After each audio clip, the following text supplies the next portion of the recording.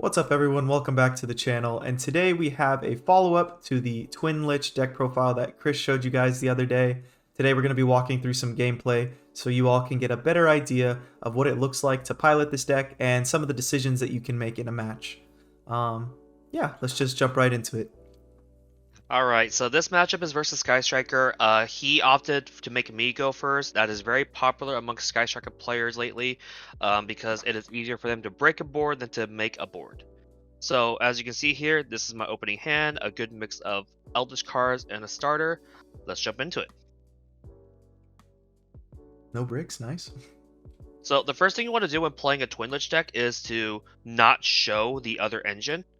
If your hand is like this, where you do get a starter, just keep the starter going and get the engine going before you reveal your next card. So I'm just going through the motions.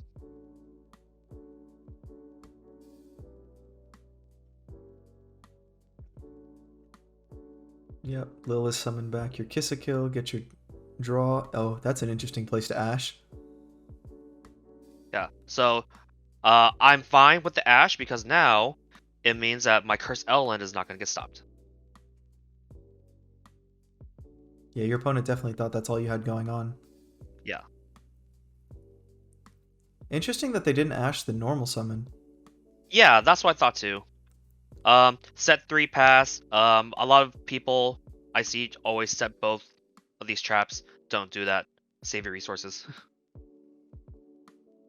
So as you see here, as you saw just there, during the deck profile, I did not go over this card because this card's interaction was interesting. So basically, this Frost card is really important, and the reason why you run is because when your opponent adds a card outside the draw phase, you draw a card. That's where you get your advantage from. So as you can see, my priority was to get this card in graveyard. And additionally, it's also an extender, which is really nice if you can search it out if your Yeah. initial play So gets stopped. here, I summon the Lila, pop the multi-roll against Sky Striker. You don't want that going off at all. They had another one. Yeah. So he punches the twin. Each twin is once per turn, by the way. So if I already used my red twin, punch the blue twin because I'm not getting my red twin effect again.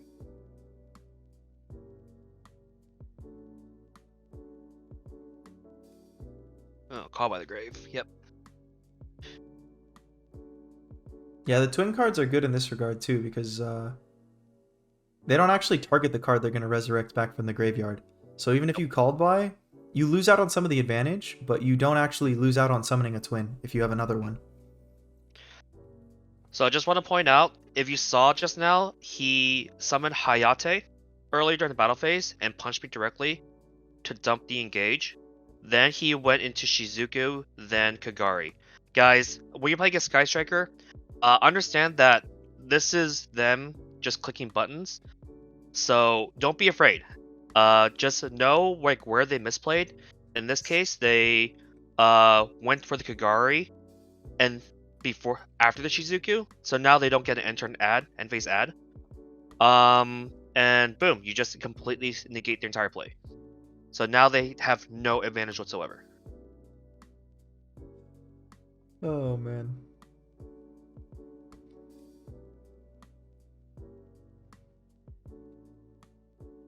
And then your Kong Sanguine. Yep. I think this is worth pointing out as well. The sequencing on this. I've seen a lot of people on ladder sequence this wrong, or just or don't think about how they Kong Sanguine there. Oh, yeah. Um, yeah. So for a lot of new players, they don't understand that like, in order for this to pop a card, the Golden Boy has to be already on field. So you chainlink one, a conch to set up, if that makes sense, and then you summon the Sanguine, so this goes off. Yeah, so as you see, I went chainlink 1 this card, chainlink 2 this card, and then I get the pop, get his monster off the field. And the reason why I popped this Kagari is because Ray already used her quick effect to tag out. So I'm not worried about like her getting advantage. Mm-hmm. Alright, this is the cool part.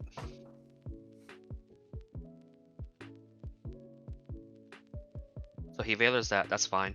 So why is this the cool part? So this is as during the deck profile, I did mention that the arrows with the Phoenix and the Nightmares, they co-link, so you're constantly getting your draw 1 engine. The Eldritch cards make fantastic discard fodder. So you can get set up. So essentially, you're clearing their board and baiting out hand traps as you're like going through this combo. So as you see, I just made Nightmare Phoenix with the Kiss Kill, and now I'm gonna bring back the Kiss Kill and Link 2, Link 3 into Link 3. The Unicorn, I now take advantage of the Kiss Kill arrow. Of course, he's just gonna judgment that. That's fine. Yeah. Trap. And I think the really cool part of all of that too is that you kind of start that play loop with the resources you already have on field. Like you can bait your opponent's stuff without committing anything additional to the board. Yes. Yeah, so I still have my Kiss Kill in hand right now, so like I'm not committing anything. So here I am making the Link for Unchained Abomination, and this end board is pretty much GG for a lot of things. So I'm just gonna set up my Conch Scarlet engine that I already have because I added Huaquero, so I have literally the Trinity for Eldritch cards. And then Unchained Abomination, once per end of turn, pops a card. I get rid of multi-rule, make sure he has nothing.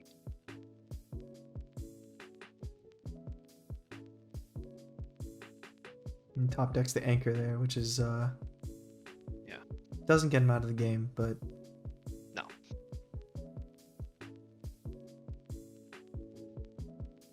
So I pop my A-Bomb because it is the biggest monster he has, and then he summons Hayate. You strike the summon. Ray does not trigger because this was never on field, and then boom, yeah, they have no resources. And then you just you do the Eldritch flips, summon Eldritch, banish their Ray, and then they are not coming back from this at all. Yeah, not coming back because they have 0 life points after this next turn. Hey, he's already dead. Yeah, you flip traps to active for your trap mission. So yeah, that's the first replay versus Sky Striker. Right. Just know your matchups, know what the spells do, and time your cards right. That's really, really important. Okay. All right, guys. This is going to be the second replay for this video. I'm showing you the Eldritch Mirror Match, since that is probably the one of the most popular decks on the ladder. This will show you how to beat, or how the deck contends against an Eldritch deck that is able to flip skill drain and everything. I've won the dice roll or the flowing flip, and I believe I'm going first. I hope you're going first if you won the dice roll.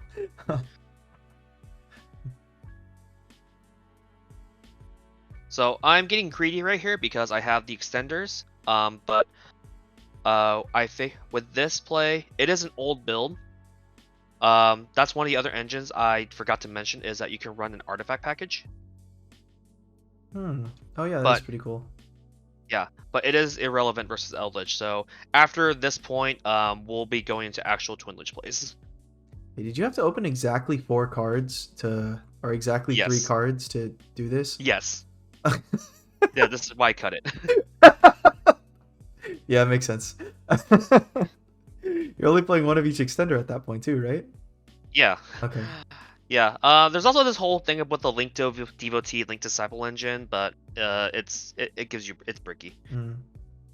It generates like an IP Masquerena play though, right? It generates the Dagda. Oh, the Dagda. Okay. Like easily. Alright, so you make but this also ends you on A-Bomb. That's pretty good. Yeah. Alright. So definitely I asked to curse Eldland because I don't want him getting access to Golden Boy at all. Because I know he's gonna add a Golden Boy to try to clear my stuff, but he had the Golden Boy anyways. So I essentially forced him to have it. Here, he discarded Rivalry Warlords, which does nothing against me. Little does he know. But I pop the Cursed Eldland because I don't want him having free fodder for Golden Boy to come back. Mm. I'm gonna force him to yeah. get rid of like another good card, like wherever the Warwards. Yes, it sets up his Conch or his Scarlet, but I'd rather take away his advantage generating engine. Yeah, it's the free cards plus every turn. Yeah. So he sets a Conch or a Scarlet. This is irrelevant at this point. It's just a free body. So now I get my own Cursed Eldland, and we're gonna start making plays without committing anything. I'm curious to see how you play around the skill drain. Oh, I get it's Golden Lord. Wait. Yeah. So Oh, as I that's said right. in the deck profile, Golden Lord clears whatever problem cards you have. Boom. Reoccurring outs of floodgates every turn. That's right. Yep. Golden Lord's such a good card.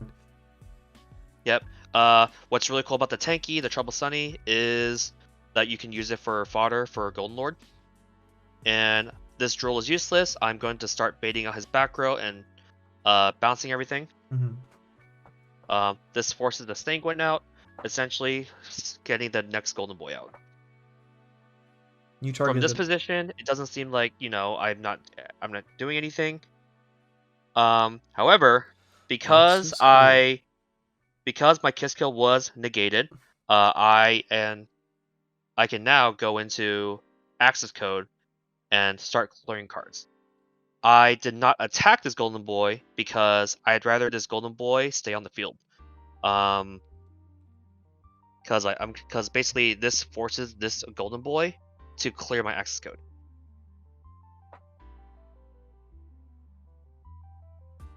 Yeah. So he's gonna Golden Boy clear my Access Code. Mm. Perfect. He's playing defensively. He sets up Hawk Arrow. That's really interesting that he wouldn't push for the damage there. Yeah. So key thing when playing Eldritch, guys. A big mistake a lot of Eldritch players make is constantly summon their next Golden Boy from deck, but it is completely advantageous for you to summon from grave sometimes. I guess in this case I didn't, because I really wanted this out of the deck. But I was gonna add this back anyways. He's gonna ban this. Especially if you have the Cursed Eldland on the field, because you can add the Golden Lord, so you don't have to like loop it back to your hand and then discard it if you want to use it to out problem cards. Take advantage of your Cursed Eldland. The +1 off of it every turn is really good. Yeah. In this case, I just summoned from deck for some reason. I may have misclicked, but we've set up pretty well. We're just gonna attack this card because he activated it. He doesn't get the card again. I'm gonna set Conch and Hawk Arrow because I have Golden Boy on field. Now this looks like an Eldritch Mirror. So here's the key part. All right, watch this. So Chainlink 1, Hawk Arrow, Chainlink 2, Scarlet.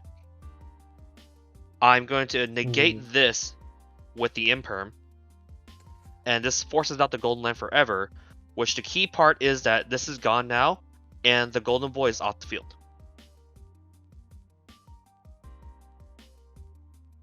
Yeah. So he gets a Golden Boy, and then I am you banishing. Still banish the Golden Land forever was completely pointless there. Yes. So if you saw here, I decided to banish a trap card, not the Golden Boy, because this trap card is basically, I believe I counted the amount of Scarlets he had. He was out of Scarlets, but with a pure Eldritch deck, he is also playing the other elixirs. Black Awakening, so I essentially wanted to deny him more Golden Boys, in the during my turn. So instead of banishing Golden Boy, I banished a card that gets Golden Boy out for free. So now he's forced to like hit other cards, send other cards to the grave next turn. So boom, I'm gonna pop his other Golden Boy, take the damage. Like any top deck here.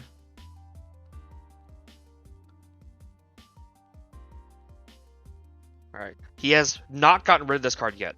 So I am way ahead because of this card. Yeah, you've plus one off of it every turn. Well, you know, you outed his on the first turn that he played it. Sorry, still not clearing my own card. Okay. Get that on field. Battle phase. Punch. Yeah, just keep starving him for resources. Boom. Last Scarlet. He's got to be on the Solve end. strike. He's got to be on the end of his Eldritch cards too, huh? Yes. You still have live a live Hakero too. Yeah. This card's once per turn, so I striked it. And this card, I believe, is dead. So if you take a look at the life point difference, he was technically ahead in life the entire game.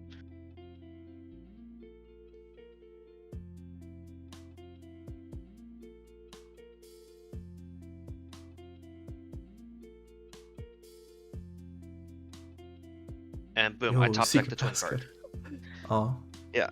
So yeah, I played Eldritch that game, but in the beginning of the game, he had to use all his resources to out my twin board. So the twins did their job and essentially exhausted his resources while I get to keep mine. The Lilla popping that Curse Eldland won me the game, I'd say. Yeah, I would say so as well. And that is it for that. Alright, I think there's not much to be said here. You guys should have a good idea on how to play the twin part and then play the Eldritch part. Eldritch without skill drain is definitely a lot more fun than it looks, so I hope everyone can find enjoyment from this deck. Yeah, Golden Lord is such a cool card. Like the fact that it can out cards for free, like just by discarding itself out of hand, the fact that it recurs itself as a big body on the field. It's a really cool card outside of the lens of flip skill drain, summon 3500 body, and then attack. Like you remove the skill drain from the equation, and then boom, it's like, oh, what do I do? At that point, once you get rid of the cards that negate your skill, you outskill them, which is kind of funny. Mm-hmm. Yeah. But yep, that's the deck for you, and I hope you guys can enjoy this just as much as I do. Yeah, thanks very much, Chris, for sharing your insight on this. I appreciate it a lot. I'm sure the people who will watch this will appreciate it as well. That being said, thank you all for watching, and we'll see you next time.